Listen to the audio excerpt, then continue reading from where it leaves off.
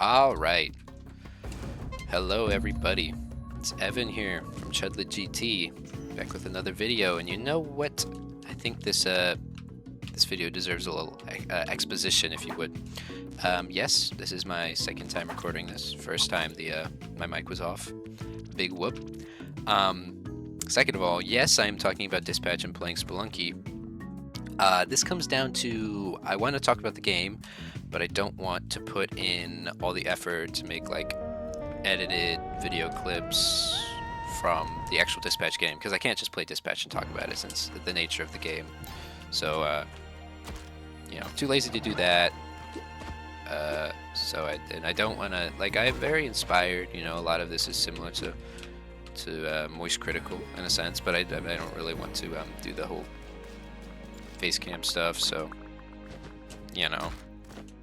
what can you do? We're just going to be playing this random game that I felt might make good background noise. Okay, yeah, so onto the video, yeah. I know I'm a little tardy to the party on this topic, but today I will be talking about Dispatch by Ad Hoc Studios. Now, I heard about Dispatch, it's been about 8 months, I think, since it came out in October of last year. I heard about Dispatch when it came out, thanks to Moist Critical, of course, but I had never considered playing it, probably just because I didn't think I was a big fan of those sorts of games. But then really recently I was watching the interview that Charlie did with Aaron Paul, who voices the main character in Dispatch, and also plays Jesse Pinkman. So he's doing an interview with Jesse Pinkman there and they talked about lots of stuff, but Dispatch got brought up a few times because that's the mutual connection.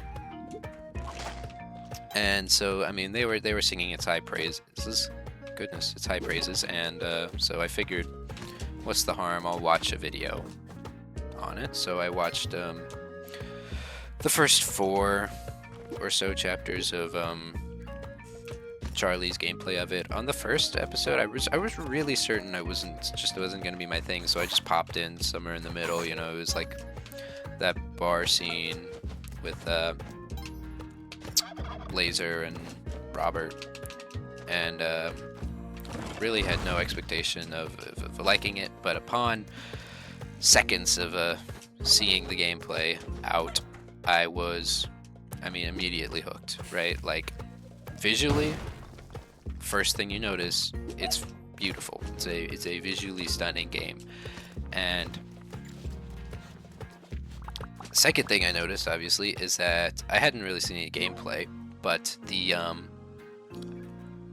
character interactions, the personalities, the writing, everything was like top notch. So I was pretty much immediately hooked. I was like, all right, I'll watch this. So I'm watching through it, get to episode 4, Charlie makes a questionable decision, one that I probably would have made the other choice of at the end of episode 4, I think. So, I'm like, yeah, right, I don't want to watch somebody else play it, I've got to do it myself. It's on sale or whatever for like, oh, come on, oh, come on, I don't know. It's not the most expensive game in the world, so I purchase it. I get my runtime. I play through it in a day. I'm hooked to it at this point, right? I play through it. I don't get the ending I want, so I play it again. Yeah, immediately after beating it, I played it again. In the span of 2 days of actually me playing it, I got like 14 hours in the game.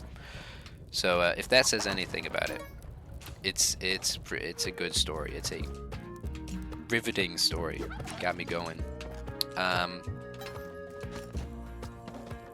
Yeah, and it totally changed my opinion on those types of games. See, I had said I really didn't think I was gonna like it, just because of the nature of the game. This is not typical to games that I play. I don't think I'm gonna like it. But I was very I was proven wrong. And I'm happy to be proven wrong because, well, I don't know. I don't think I'm going to play the other Telltale games. Because I think the thing that really... I'll come back to this later. Yeah, so it really did change my opinion on the Telltale style story games. And, I'm excited to see what they do in the future. The one thing I will say is I think that a reason that it changed my opinion was because they did it better. I've played... I've got my fair share of time in Minecraft story mode, so I know my way around a Telltale game, Don't play with me. And honestly, the choices, it's fun, whatever, but it just really, the stories weren't that gripping. It just wasn't for me. Ad Hoc, on the other hand, they are doing some real masterclass level work here with everything they're doing. The character design, the writing, just the believability of the world, but also importantly, the actual gameplay is really good, really fun, and holds its own. Pretty sure they're dropping a unlimited dispatch mode soon. Excited for that. Probably gonna give that one a whirl. Got a few concerns for how it's gonna play out because I don't know. I feel like the nature of dispatching is that it becomes fun because you're progressing through like increasingly difficult story-driven levels, and also because your characters are leveling up, getting stronger, becoming better people. I'm not sure how they're going to approach that in the infinite dispatch mode. Obviously, there's a hard cap to how powerful your heroes can be. So, I don't know. We'll see how it plays out. Anyways, what was I saying? Yeah, okay. So, obviously, the gameplay is genuinely really fun. The dispatching is engaging, fun. I had a good time doing the dispatching part of dispatch. Second, the writing is good. These people, they know their characters, they know what they want them to be, and they demonstrate that, right? The characters all have very unique personalities. It's fun to listen to them banter, to interact, things like that. They knew what they wanted. They had obviously been cooking this one up for a while. They put some time, they put some heart, they put some effort. It's great. Finally, the visual aspect. Now, since this is a visually or like a visual novel or a story game or whatever, the actual story that they're going to be telling through their visual aspects is going to be a lot more important than, say, like any other game. Most games can get away with having however sort of visuals they want, and I won't really mind because I'm here to play the game, not to watch a movie. But with Dispatch and other games of that vein, it's different because part of it is kind of watching a movie, and they do it great. I really enjoyed their animation style and the quality of everything. It was great. Now, a distinction that I had been thinking about, or a comparison I had been thinking about that really struck me, is that Dispatch approaches its characters almost in the same way that Valve approached the mercenaries from TF2.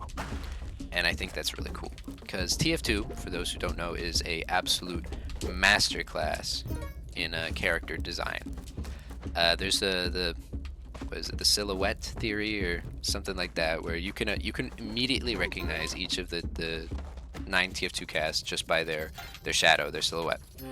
Yeah, you don't need to hear them speak, you don't need to see them in full picture, you can immediately get it from that. And I think that not only does Ad Hoc accomplish that part well with their characters, they also do a really good job in giving them distinct, unique, likable personalities, and they actually grow them and develop them throughout the game. It's fun to watch how they progress and how they change, or maybe not even just how they change, but when you get to know them better, what they're like. There we go.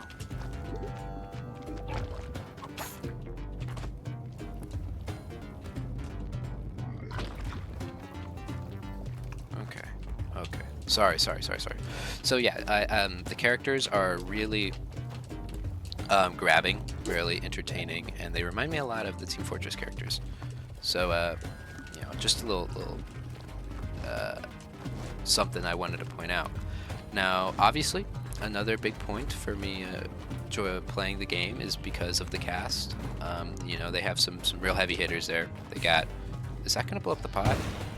Goodness. You know, they've got Moist Critical, Jacksepticeye, Aaron Paul, you know, some big names from other things. I obviously know that some of the other characters are voiced by big names. I'm just not totally familiar with them. I know that Waterboy is voiced by some YouTuber guy, Joel. Oh, freaking Golem is Young Gravy. That's funny. Who else? Can't quite remember. Yeah. But there's, you know, big names on it. It's very entertaining. I think that they execute the characters really well. I think there's a truly engaging story to the game. You know, it's great to see how both the characters, you know, the villains, the Z team evolves, but also Robert evolves. I don't know. I think it's just a really grabbing, interesting story, and it really did change my opinion on those sorts of games. I think it's great. I'd go so far as to say it's a genre-defining sort of game, or a genre-changing game. Anyways, yeah, that's really all I have to say about it. I probably could go more in depth into things I liked and whatnot. You know, Visigal or Blazer. Obviously, there's that. You know, and I think you all know which one I picked. If I didn't like Charlie's option, then I'm sure you can deduce Visigal all the way. Not even a question. Anyways, yeah, that's about all I have to say. Thanks for listening. If you have any suggestions on games for me to play, and I guess this would be kind of reviewing, but debriefing on maybe? I don't know. If you have any suggestions for things for me to play or talk about, or things I should do to make these videos better, because, you know, I'm an amateur, I'm a novice, please let me know. I love reading comments. It makes my day hearing what you guys have to think. Yeah, anyways, thanks for watching, if you did. I'll see you guys in the next one. Love ya.